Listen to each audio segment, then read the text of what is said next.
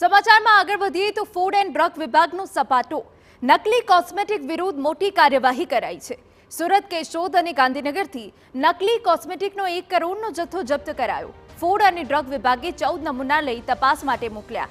3 લોકો વિરુદ્ધ કડક કાર્યવાહી હાથ ધરાઈ। ગાંધીનગરના પેથાપુરમાં ડુપ્લિકેટ મહેંદીનો જથ્થો ઝડપાયો। સુરતના ઉમરગામ અને કેશોદમાં ડુપ્લિકેટ મસાજ ઓઇલનો જથ્થો જપ્ત કરાયો। સોશિયલ મીડિયામાં કોસ્મેટિકની ભ્રામક જાહેરાત બતાવી પ્રોડક્ટ વેચતા હતા। આરોપીઓ ખોટા દાવા કરી કોસ્મેટિકનું ઓનલાઈન વેચાણ કરતા। જો તમે મહેંદી, હેર કલર કે શક્તિવર્ધક ઓઇલની ભ્રામક જાહેરાતો જોઈ ઓનલાઈન કોસ્મેટિક ખરીદી કરી રહ્યા છો તો સાવધાન થઈ જજો, કેમ કે ફૂડ એન્ડ ડ્રગ વિભાગે આવા નકલી અને કોઈ પણ પ્રમાણ વગર કોસ્મેટિકનું ઉત્પાદન કરતા એકમો ઝડપી પાડ્યા, જેમાં સુરત, કેશોદ અને ગાંધીનગર ખાતે બનાવટી કોસ્મેટિક ઉત્પાદકોના દરોડામાં 1 કરોડનો મુદ્દામાલ જપ્ત કરવામાં આવ્યો। નકલી કોસ્મેટિક અને ભ્રામક જાહેરાતો બતાવી કોઈ પણ આધાર પ્રમાણ વગરના કોસ્મેટિકનું ઓનલાઈન વેચાણ કરતા આ એકમોને ઝડપી પાડવામાં આવ્યા। તેથી કેશોદ ખાતેથી અને પેથાપુર ખાતેથી 3 જગ્યાએથી જે કોસ્મેટિક હતું એ વગર લાયસન્સે અથવા તો ખોટા લાયસન્સ નંબર છાપીને કોઈ માન્યતા વગર, કોઈ પરમિશન વગર એક બનાવીને વેચતા હતા। તો લગભગ 1 કરોડ જેટલો જથ્થો જપ્ત કરેલ છે। 14 જેટલા અલગ અલગ કોસ્મેટિકના નમૂના લઈને લેબમાં મોકલવામાં આવેલા છે।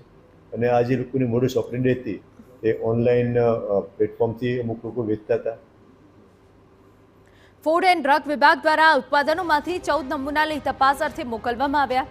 જો વાત સુરતની કરીએ તો સુરતમાં કોઈ પણ લાયસન્સ વગર અથવા બ્રાન્ડના લાયસન્સ ઉપયોગ કરી કોસ્મેટિક પ્રોડક્ટ બનાવવામાં આવતી, સાથે નાગરિકોને ગેરમાર્ગે દોરતા લેબલ લગાડી ઓનલાઈન પ્લેટફોર્મ્સ પર તેનું વેચાણ કરવામાં આવતું।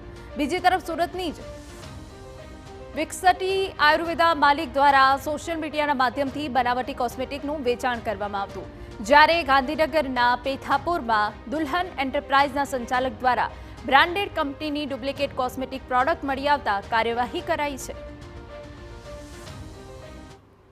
વ્યક્તિઓ પોતાના મેળાપીપણાની અંદર, ઘરની અંદર અને કોમર્સ પ્લેટફોર્મ પરથી એનું વેચાણ કરતા હતા।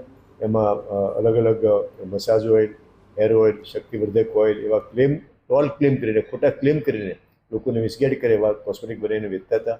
તો એનું અમારા સુરતની ટીમ છે, ત્યાં જૂનાગઢની ટીમ છે અને અમદાવાદની ટીમ અને ગાંધીનગરની ટીમ દ્વારા સાથે રહીને આ 3 જગ્યાએથી દરોડા પાડીને મોટો જથ્થો જપ્ત કરવામાં આવ્યો છે।